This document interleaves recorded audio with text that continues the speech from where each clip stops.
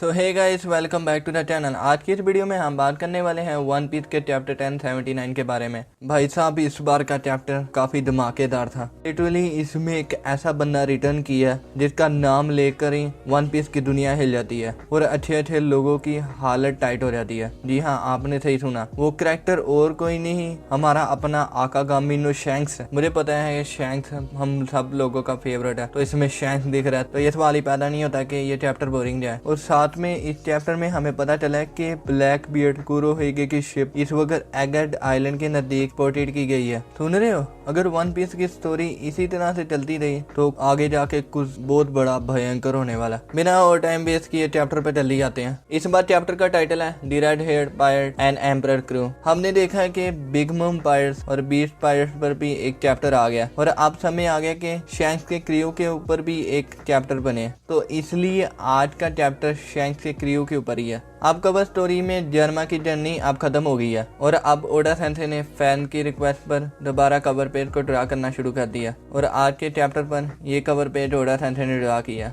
जिसमें हम देखते हैं कि लूफी लाइन को सनफ्लावर समझ के उसे पानी दे रहा और इधर लाइन की हालत टाइट हुई है। अब पिछले चैप्टर में हमने देखा था कि ट्रेटर को रिवील कर दिया गया, जो वेगापंक के क्लोन्स में से और कोई नहीं यॉर्क है, और वो मेन वेगापंक के सामने आकर बैठ जाती है और बोलती है कि ओए स्टेला, मैं सेलेस्टियल ड्रैगन बनना चाहती हूँ। यॉर्क ने पिछले घंटे जितनी भी प्लानिंग कर रखी थी वो अब रिवील हुई है। इधर किस तरह एस्नेक ने यॉर्क को स्टोन में बदल लिया था, फिर किस तरह थेरापीम अटैक करना शुरू किए थे, वो अब रिवील हुआ इधर। तो इस बार चैप्टर स्टार्ट होता है कुछ घंटे पहले, जिधर यॉर्क को ये पता चल गया कि वर्ल्ड गवर्नमेंट ने भी उसे धोखा दे दिया है। World government main Stella body के साथ साथ यॉर्क को भी खत्म करना चाहती है, तो इसलिए यॉर्क ने ये सारा प्लान स्टार्ट किया। जिधर यॉर्क सेराफिम को ये ऑर्डर दे दिया कि मैं ये चाहती हूँ कि तुम सेराफिम जितने भी यहाँ पर लोग हैं उनको खत्म कर दो, किसी को भी नहीं छोड़ना, सिवाय स्टेला, अंडरग्राउंड होस्टेजेस और सिवाय मेरे।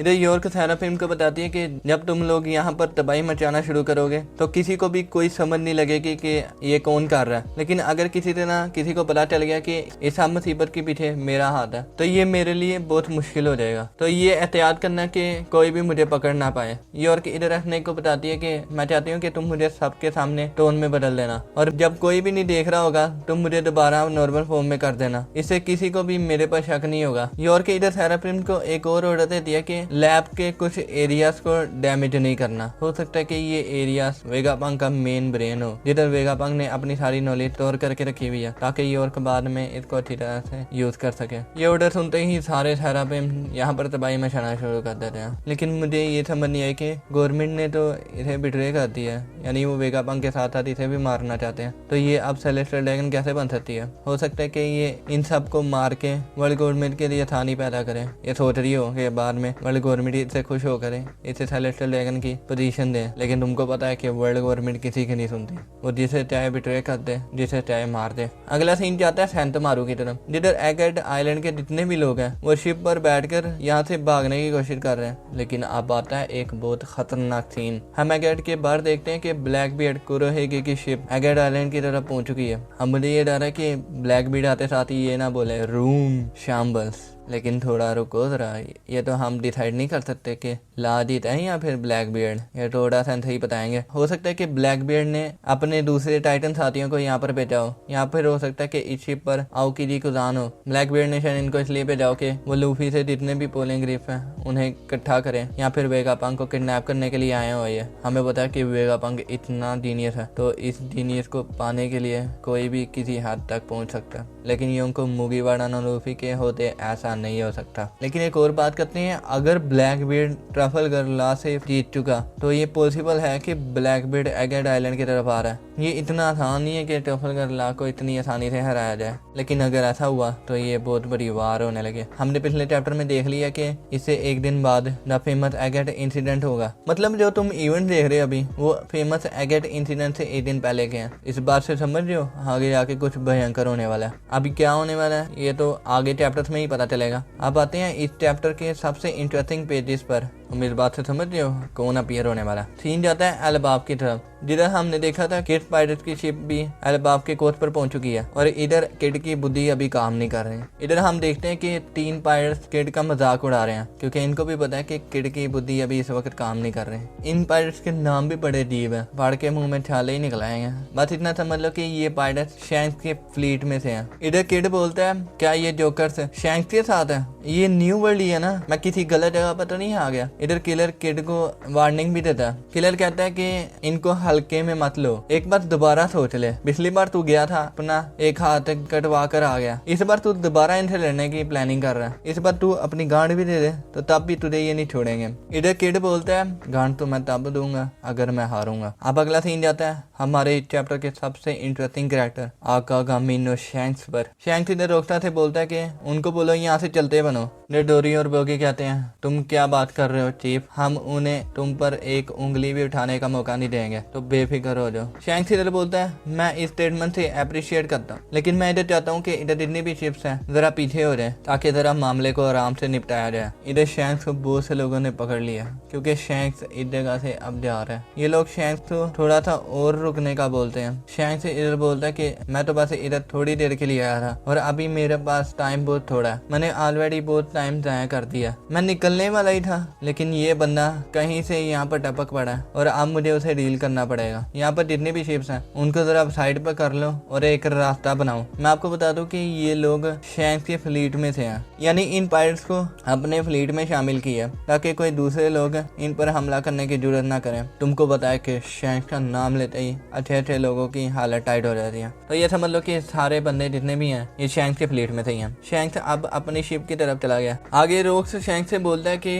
परेशानी वाली बात कोई नहीं है, हम इसे अच्छी तरह हैंडल कर लेंगे। शैंक्स रोक्स को बोलता है तुम्हें उन्हें अंडर एस्टिमेट नहीं करना चाहिए, तुम्हें पता है कि उसके हेड पर 3 बिलियन बाउंटी है तो हमें उन्हें हल्के में नहीं लेना चाहिए। शैंक्स इधर यासुब से बोलता है कि किड को जरा देखना वो लड़ने के काबिल है कि नहीं, आफ्टर ऑल वो बानर से जख्मी तो निकला था। यासुब इसे बोलता है चिंता करने वाली कोई बात नहीं, वो मुझे बिल्कुल ठीक ठाक लग रहा है और इधर वो लड़ने के लिए आया हुआ। शैंक्स इधर बोलता है ये तो अच्छी खबर है। एनीवेज ब्लैक बियर्ड के ऊपर कोई न्यूज आई है, मुझे ये बताया गया था कि वो बानो की तरफ जा रहा है, उसके बाद से मैंने कोई खबर सुनी नहीं कि वो कहाँ पर है अब। इधर होंगो शैंक्स से बोलता है नहीं इतना मुझे नहीं पता, लेकिन मुझे ये बताया गया कि वो पायरेट आइलैंड से निकल चुका है। एनीवेज मेरे पास कैप्टन किड से रिलेटेड कुछ इन्फॉर्मेशन है, ये लो। शैंक्स ये इन्फॉर्मेशन पढ़कर शॉक हो जाता है और बोलता है अच्छा तो ये साउथ ब्लू से है और लगता है इसने ऑलरेडी बहुत सी तबाही मचा ली हुई है। अब ये नहीं पता कि शैंक्स ने किड से रिलेटेड क्या इन्फॉर्मेशन पढ़ी है, जब पढ़कर शैंक्स भी शॉक हो गया।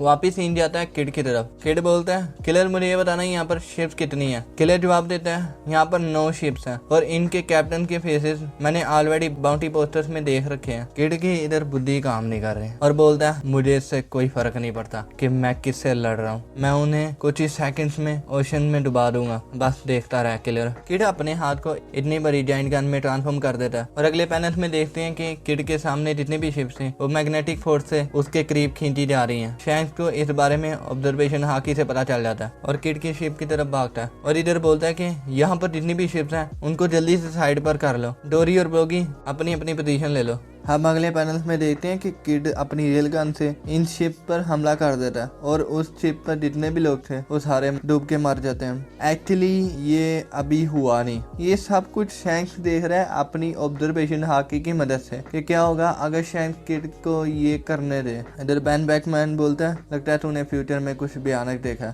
शैंक्स ये देखकर गर्म हो जाता है और बोलता है तू तो अब बचेगा नहीं और जंप लगाकर किड की शिप पर पहुंच जाता है। शैंक्स को यहाँ पर देखकर किड की गांड फट जाती है। शैंक्स इधर अपनी स्वर्ड निकालता है और डिवाइन डिपार्चर अटैक यूज करता है। ये वही अटैक है जो सबसे पहले हमने देखा था रोजर यूज करते हुए ओडन के अगेंस्ट और इस अटैक से लिटरली ओडन कितने पैरों पार जाकर गिरता है। इधर एक पैनल में हम देखते हैं कि शैंक्स के आते साथ ही किड के कुछ क्रू मेंबर्स बेहोश हो जाते हैं और ये सब कुछ शैंक्स की हाकी की वजह से हुआ। अगले पैनल में हम देखते हैं कि ये अटैक खाकर किड जख्मी हो जाता है और बेहोश हो जाता है। इधर हम देखते हैं कि किलर भी किड की मदद करने के लिए इनके बीच में आ जाता है। तो इस तरह फिर किलर भी जख्मी हो गया। इन दोनों को बेहोश होता हुआ देखकर किड के दूसरे क्रू मेंबर्स की हालत खराब हो जाती है और बोलना शुरू कर देते हैं, हम सरेंडर करते हैं, हमारे कैप्टन को जान से न मारना, प्लीज कुछ रहम खाओ। तुम्हें रोड पोनेग्लिफ चाहिए, ये लो, ये भी ले दो, लेकिन किड पर रहम खाओ। शैंक्स रोड पोनेग्लिफ लेकर किड की शिप से उतर जाता है और वापस अपनी शिप की तरफ चला जाता है। नेक्स्ट पैनल में देखते हैं कि किड के क्रू मेंबर्स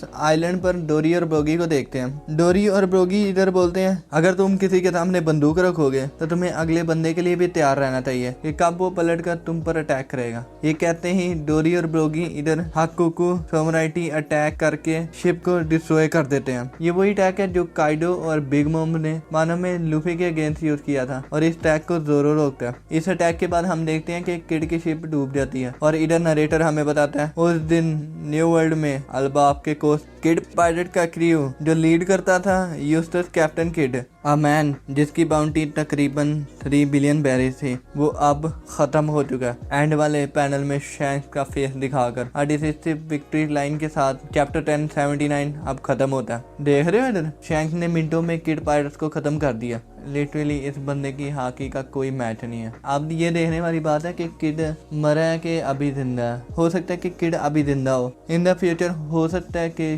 किड हमें दोबारा दिखे जिधर वो शायद लूफी की मदद करे, लेकिन किड पायलट्स तो अब खत्म हो चुकी है। मैं तो सोचा हूँ अगर इसकी जगह लूफी होता तो फिर लूफी अल्बाब पर पहुंच जाता तो फिर शैंक्स का क्या रिएक्शन होता। अब ये देखने वाली बात है कि शैंक्स इसके बाद अब किधर जाएगा। हो सकता है कि शैंक्स ब्लैकबीड के पीछे एगहेड आइलैंड की तरफ पहुंच जाए। ये अभी क्लियर नहीं है कि ब्लैकबीड इधर आया कि नहीं। अगर एगहेड आइलैंड की तरफ ब्लैकबीड आया तो ये पॉसिबल है कि शैंक्स भी उधर जाए, क्योंकि शैंक्स ने मेंशन भी किया ब्लैकबीड का एक चैप्टर में। और तुम्हें पता है कि ओडा सन से एक लाइन में फोरशैडोइंग कर देते हैं और हमें पता है कि ओडा सन से इतनी बड़ी वार को सेटअप कर रहे हैं। हाँ, मैं आपको बता दूं कि मेरी किड के अगेंस्ट कोई भी दुश्मनी नहीं है। जिस तरह मुझे शैंक्स अच्छा लगता है इस तरह मुझे कैप्टन किड भी बहुत अच्छा लगता है, क्योंकि इस किड की एबिलिटी नारुतो में पेन से मिलती जुलती है, तो इसलिए मुझे थोड़ा सा ना ये भी अच्छा लगता है किड। तो ये ना हुआ आप मुझे कमेंट में बोलोगे इधर किड की बुराइयां करता जा रहा है। बाकी आप मुझे बताओ कि आपको ये चैप्टर कैसा लगा है। बाकी आप वीडियो को यहीं पर खत्म करते हैं। अगर आपको वीडियो अच्छी लगी तो लाइक करें, और अगर एनिमे से रिलेटेड कोई भी कंटेंट देखना पसंद है तो चैनल को जरूर से सब्सक्राइब कर ले। मिलते हैं अगली वीडियो में, तब तक के लिए टेक केयर, बाय बाय।